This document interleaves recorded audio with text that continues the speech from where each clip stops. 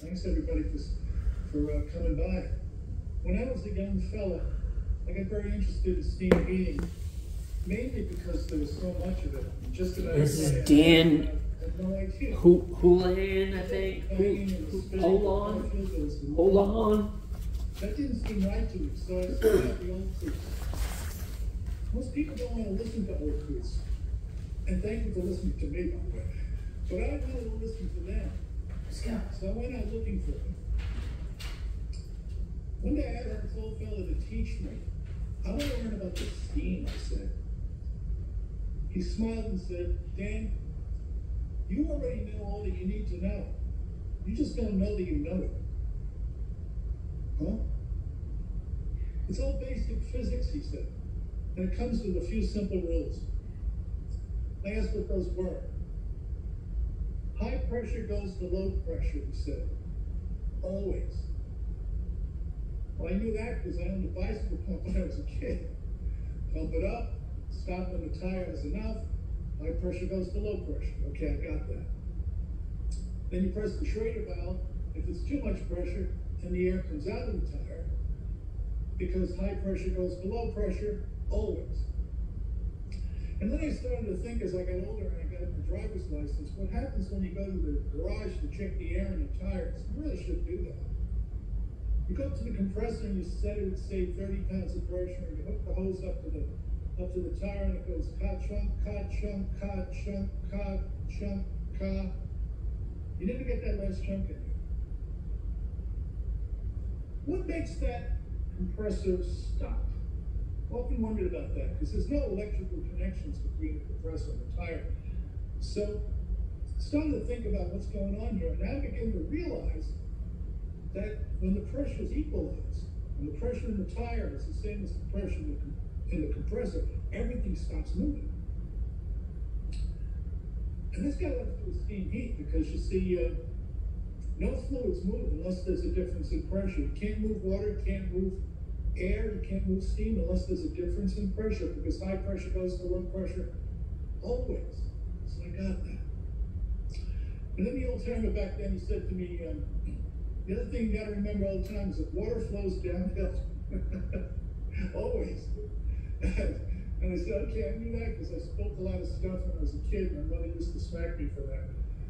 All liquids flow downhill, and that includes condensate.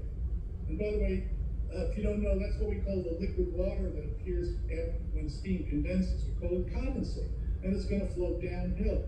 Always, you can take that to the bank. And he also told me that steam is lighter than air, always, kind of like helium in that way. And I never considered that, but I learned that it's very important to steam heat.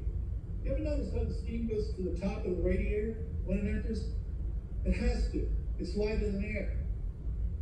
Steam and air won't mix. There are different densities, and that's really important to know. One of the other things he told me is that vacuum sucks. Always. And it's true, vacuum does suck.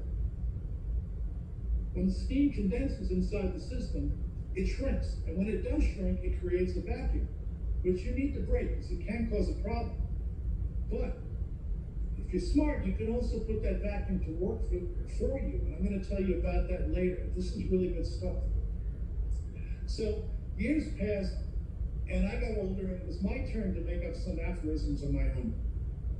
So I came up with what I decided to call the first rule of steam heating. And it goes like this.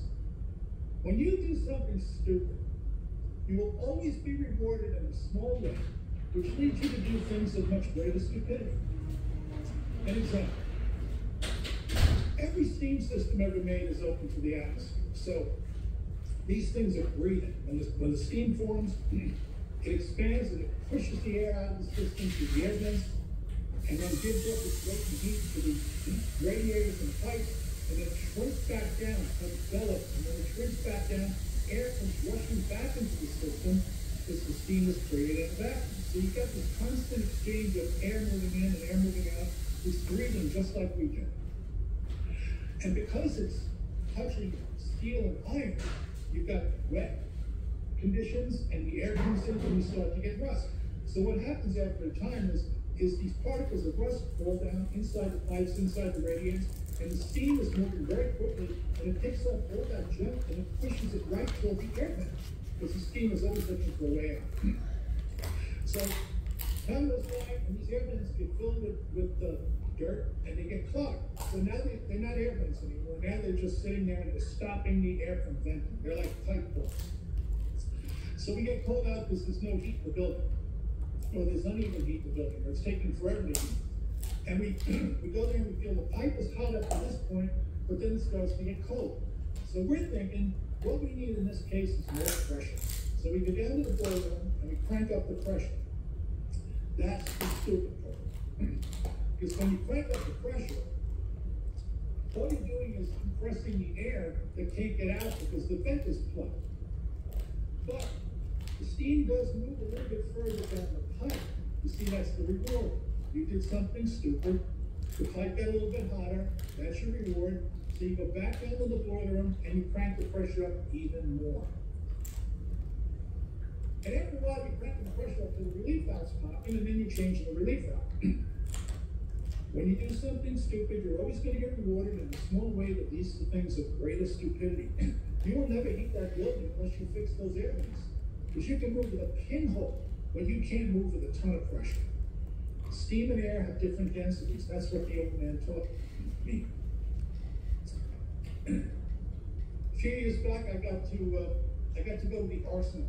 If you don't know what the Arsenal is, it's that beautiful old building that sits by the Central Park Zoo, right across from where the seals are. Total Star Fort. It's the Star Fort right there up underneath the bridge, or by the bridge too. Older than Central Park. Used to be an arsenal.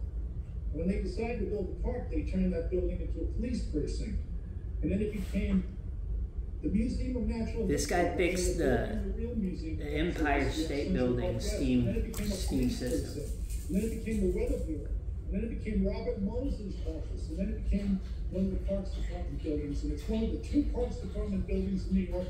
It's definitely a mudflooder. And some friends that work for the Parks Department asked me to take a look at it because it was taking 2 hours when they turned the steam on for the steam to get to the top of this building, which is only, what, 4 or 5 stories? Not 5, maybe 4 stories tall. 2 hours. So I went there and we met and we started at the pressure reducing valve station where the steam comes in from the street. And we got a bright flashlight and a ladder, and we just started to follow the pipes. Now this building has 2 pipe steam, which means it has steam traps on every radiator.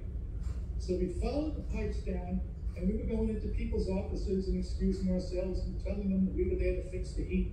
And when we got down to the end of the main, which ran across the ceiling, there were floating thermostatic traps, which is normal on a steam system. And then the pipe turned around. This is going to be the return line working its way backward, and it's paralleling the steam main. So you got the end of the steam main turns around and goes back the other way. Now, anything that's flowing into that return pipe is coming off of a radiator that has a steam trap. So that line is completely trapped, and all the traps are working. But when we got back down to the end of the line, there were more floating thermostatic traps. And I said to the guys I was with, they're not supposed to be here. You double trapped this line. And the guy said to me, but they've always been there. So that doesn't mean they're right. Sometimes, just because it's always been there doesn't mean it's supposed to be there. So what's happening here is when the like the 1917, when they pulled the Spanish flu thing, or what, you know, the whatever tuberculosis or something, TB, I don't know, the other genocide that they perpetrated on the American people with vaccines and nonsense, black magic. Just take those 2 traps out. So that didn't take. They destroyed all these steam systems and all these buildings. They made because of the Spanish flu. They destroyed thousands of these buildings. They just ripped out all the piping and all these things, melted it down. But on that January day when I visited there, I felt like and you know, in the name of progress, right? Because people were getting sick from the steam rolling around, like that kind of nonsense. Like the steam-powered buildings were getting people sick. That's a good feeling. So don't just give us. So they had to demolish all of the old world buildings because they were all steam-powered. Stupid is the enemy of sustainability. And how do you tell the difference between stupid and smart? Well, to do that, you have to start thinking like water, you have to think like steam, and you have to think like air. And as you do this, you have to ask the question, if I were steam, what would I do? And then you ask the same question of the other two participants, water and air. If I were water, where would I go? What would I do? If I were air, could I get out? And could I get back in? That's the question I kept asking as I walked through the arsenal. If I were air, could I get out? And you just look for a vent. The steam doesn't know up and down, and neither does air. It's just looking for a vent. And if you don't see the vent, that's the problem. So, first, let me explain what steam is first, because I think you probably think it's what's coming out of the tea kettle. But it's actually a little bit just before you start to see it. It's that invisible stuff. This good steam is as clear as air. So if you were to take a pint glass and instead of filling it with good cold beer, just fill it up with good cold water. That's going to weigh about a pound. Now pour that into a pot and turn on the stove. But first know this. 1 British thermal unit is the amount of heat it takes to raise 1 pound of water, which is about a pint, 1 degree Fahrenheit. Meaning that if you were going from 32 degrees Fahrenheit liquid, not ice, but liquid, to 212 degree Fahrenheit liquid, not steam, you would need 1 BTU for each degree of temperature. So you need 180 BTUs to get from 32 to 212. But that's not steam. You now have 212 degree water. The steam is one of those rare things that can exist in solid, liquid, or it's the only thing on the planet that can exist in solid, liquid, and gas. And it's the only thing that could be like the same temperature in different states. So now we've got the water at 212 degrees, but we want to make steam. So to do that, we have to add an additional 970 more BTUs per pound, which is more than 5 times what it took to get us from 32 to 212. And once you add the 970 BTUs to that pint of water, you now have steam, but it's still at 212 degrees. And this is the stuff that heats the building. You don't need a lot of pressure to heat a building. You just need this latent heat. And when the steam does hit that 212 degree point where it turns to steam, the water, when it turns to steam, it's going to expand 1,700 times. So this stuff goes off bigger than microwave popcorn. It just blows out, which is beautiful. And that's also sustainable because it goes out into the building at 60 miles an hour. That's the design velocity for steam heating. The only thing standing in the way is air. It's not getting out fast enough because you don't have the right vents. And as the steam is going out, it doesn't need any pumps. So we save the money on the pumps and we save the money on the electricity. Steam goes off there by itself. And it doesn't take much water to fill the system completely with steam. But the kind of steam that you're sending up into the building is also very important. Because there's 2 types. You've got dry steam, which is the good stuff.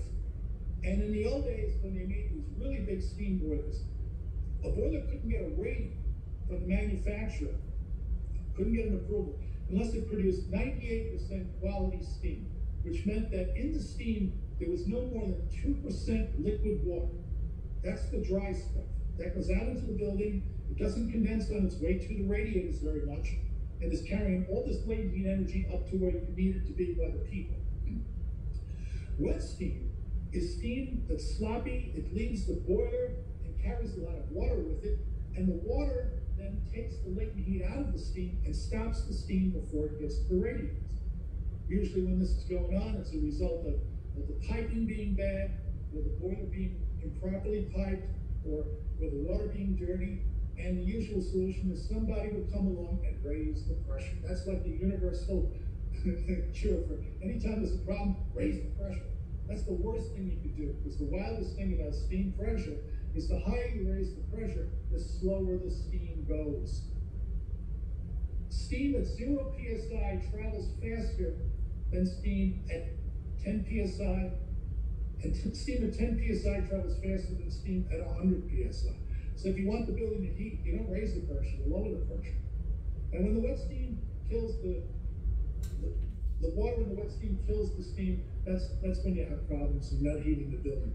And you can see that in the gauge glass. When you're looking at a gauge glass, the level of the water above, the gauge glass above the water level should look like somebody just ran a dish towel through it. It should look bone dry. You shouldn't be seeing water there or bubbles or water surging over the top. That's an indication of wet steam. And that's often done because the boilers that are made nowadays can't produce dry steam internally like they used to in the old days.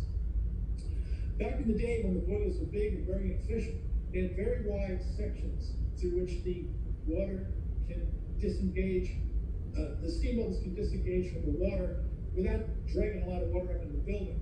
During the 70s, when energy became a big deal with the OPEC oil embargo, we began to make smaller and smaller boilers, and that space that the steam is forming got smaller and smaller and smaller, yet we were making the same amount of steam in that area.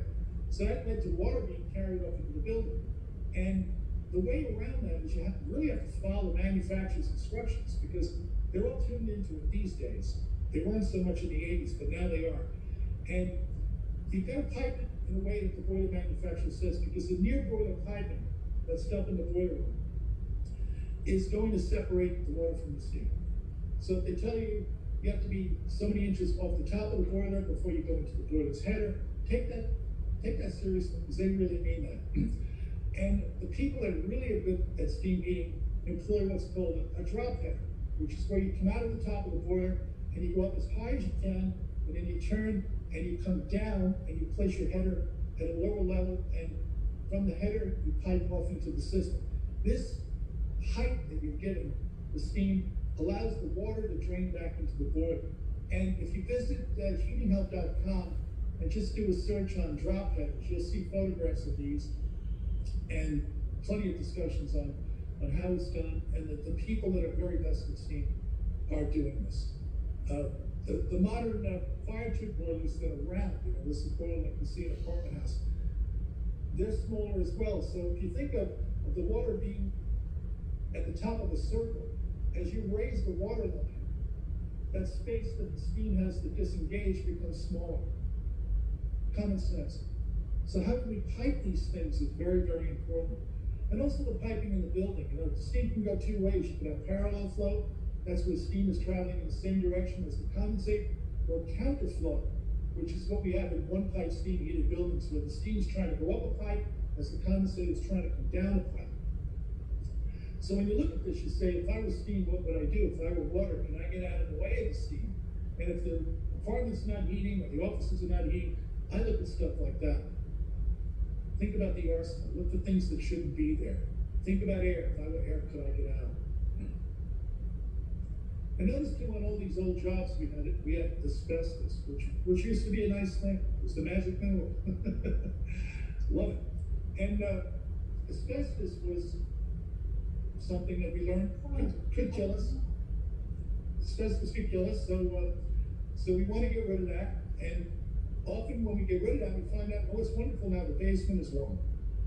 So let's not insulate the pipes. But when you remove the insulation of the pipes, the heat loss of that pipe increases by 5 times. So suddenly, the piping in the basement, the risers, anything that had asbestos removed becomes a radiator. And the boiler is the same size. So you effectively, by removing the insulation, undersize your boiler. And then we wonder why we have no heat up on the 5th floor. It's because the heat's in the basement. Didn't used to be in the basement, used to be on the 5th floor. Take the asbestos off, the heat's now in the basement. See? And what's the solution to that? Most knuckleheads will go and raise the pressure, which just makes the boiler run longer. And that might be enough to get the heat up to the 5th floor, but a tremendous cost in terms of fuel. So insulate pipes, supplies and returns as well. Even though the returns don't have steam in them, they've got water. And the cooler that water gets, the more corrosive it gets. Because when we boil water, we get carbon dioxide coming out of the water, and that forms carbonic acid, which is what eats through steam pipes. So insulate the pipes. And don't exceed the carrying limit on any of those pipes.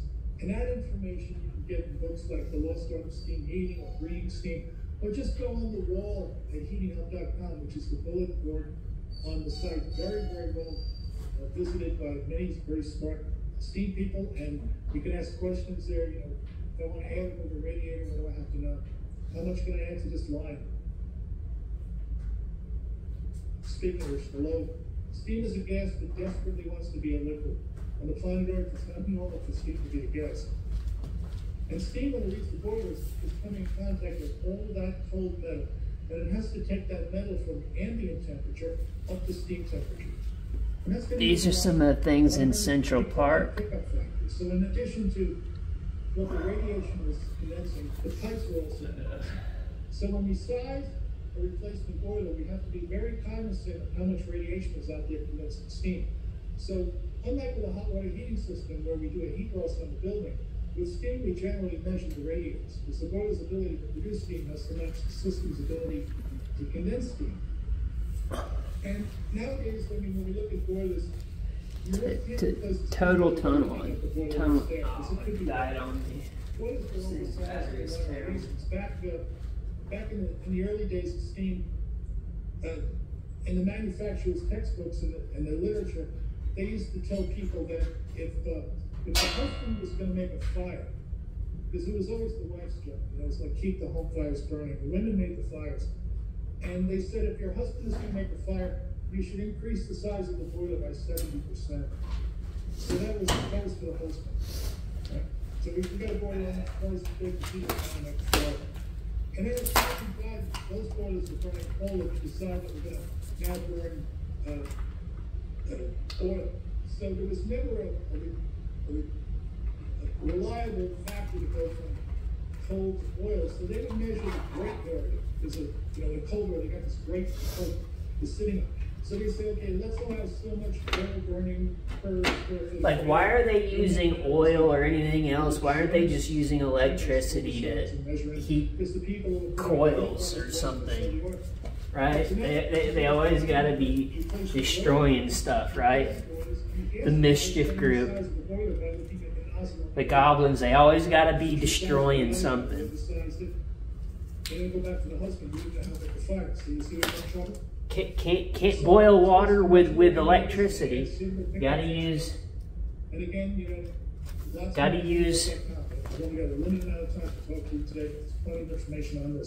Use stuff like coal and tree, you know, whatever else. I mean, that's a radiator, and the radiators were made out of thin metal. Can you just use like natural gas? That was a good thing. And that led to a lot of work. Or just electricity? In the 1880s, we were blowing up buildings 1 every 36 hours. We leveled the buildings somewhere in America. Listen to that. This is really bad for business. So see that? 36 buildings. And all the board manufacturers got together. They called themselves the Carbon Club, and they met in the Murray Hill Hotel, which used to be on Park Avenue and 41st Street. They had a meeting there on December 18th and 19th in 1899. And at that meeting, they came up with what became known as the 2 PSI standard. And they said, from this day forward, a steam system should operate at 2 pounds of pressure or less. That's all you need. And the way they did that was they uniformed pipe sizing.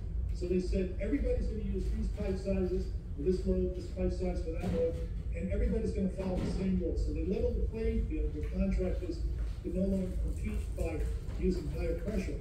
And that was what made steam safer, much safer.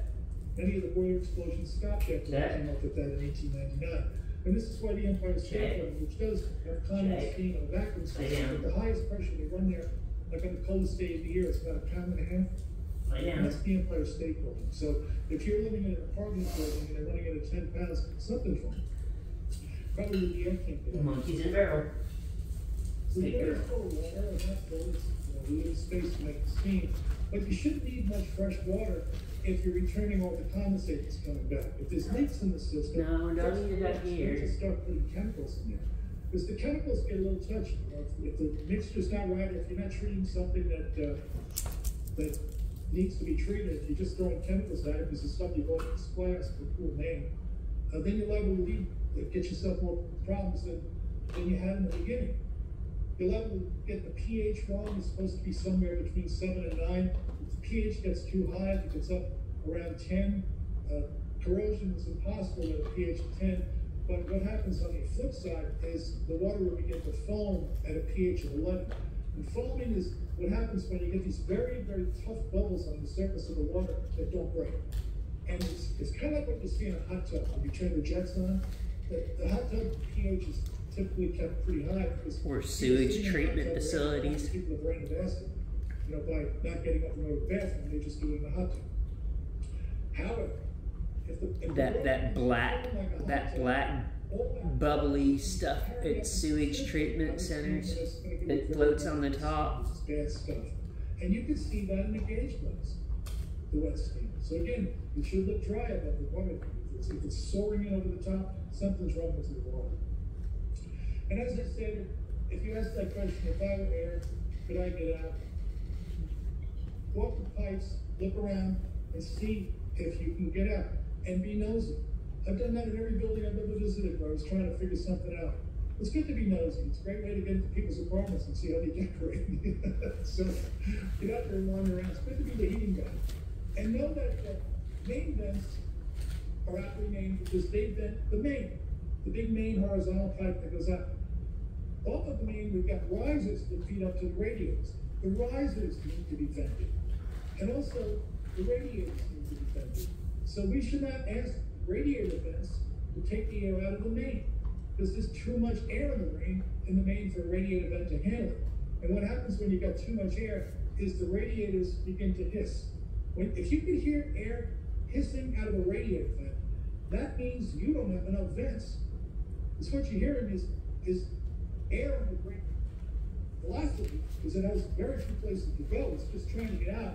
Kind of like locking all the doors and stuff one and then setting the building on fire. You got a riot trying to get out of that one hole, that one door. So if you can hear air venting out of an air vent, that's telling you need more air vents. Because if you've got main vents in place and they're working as they should, you will not hear air venting out of the radiators. They'll be very, very silent. Nice thing for tenants too, because you're not going to wake up in the middle of the night. Also, as you're watching that air vent, if it is venting and it's audible, hold a match next to the top of the air vent, or take the air vent off and hold a match next to the hole.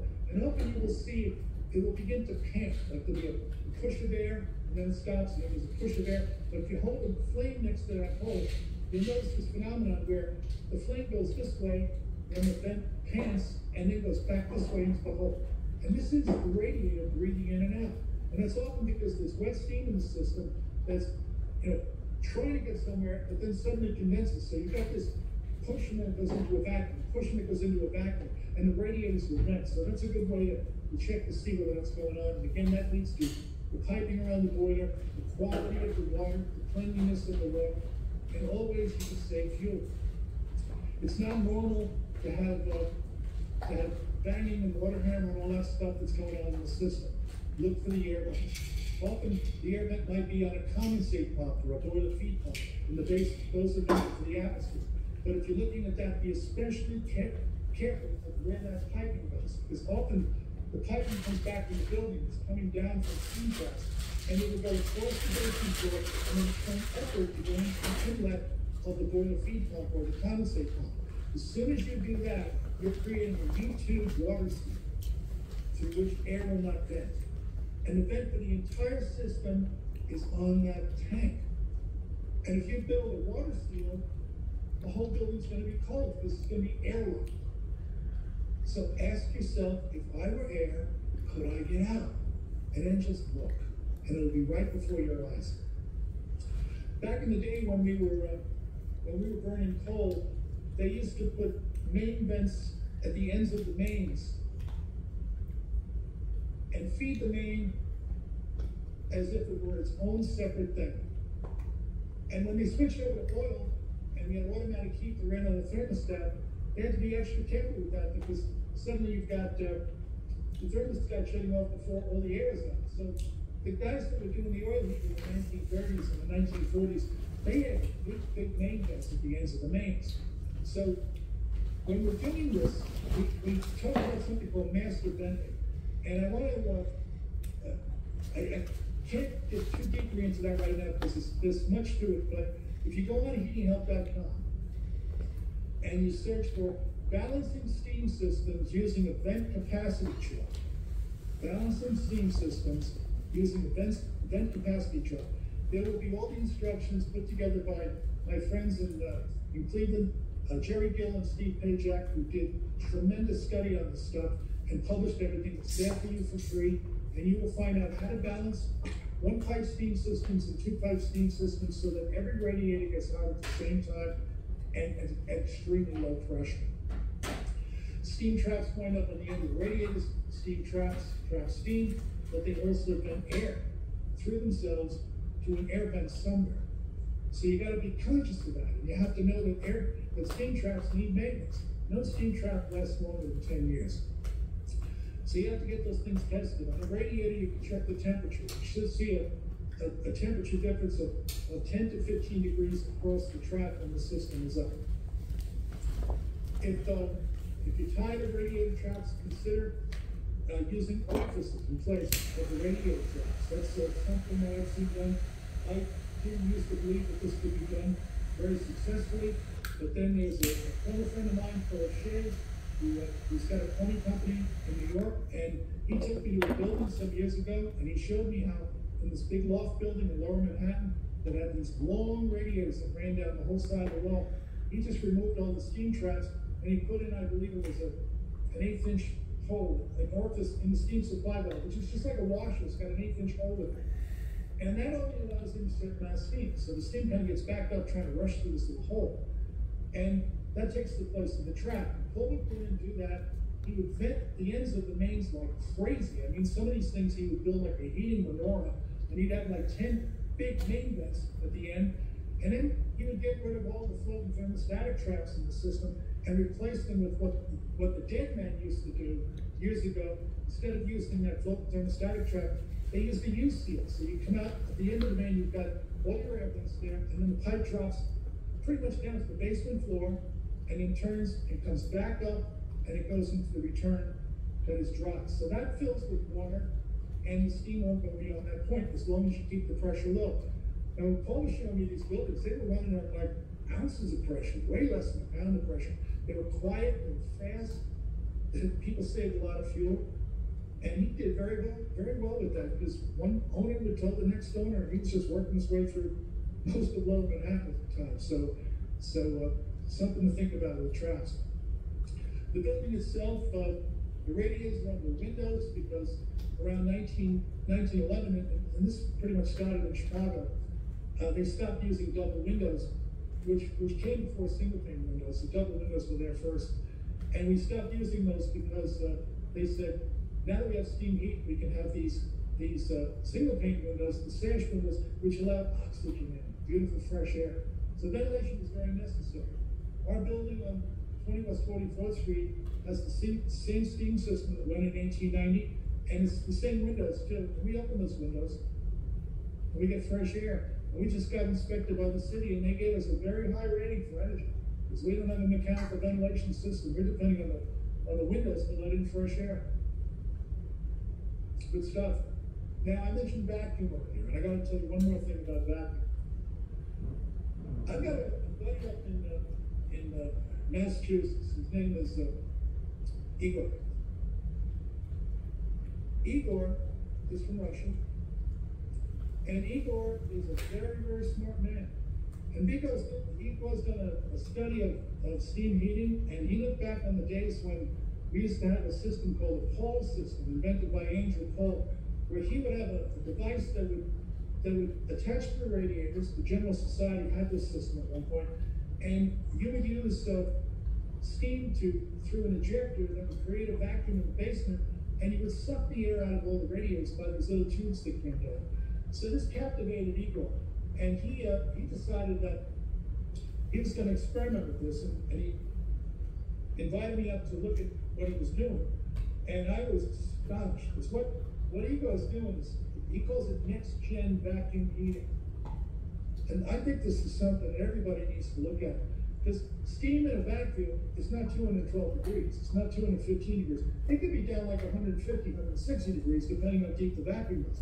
So Igor gets a little vacuum pump like you pick up at Home Depot, or Granger, someplace like that, and he's got plastic pipes coming back from the radiator, clear plastic tubing, and he sets the boiler up, and he starts the vacuum pump before the burner starts, and the vacuum pump creates this deep vacuum throughout the whole system. Then the burner comes up. Now you start making steam, but you're not making steam at very high temperature. You're making steam like a hot water heating system would run on. You got steam going up there like 170, 180 degrees, and it's going into radiators, like European-style flat panel radiators that he was using.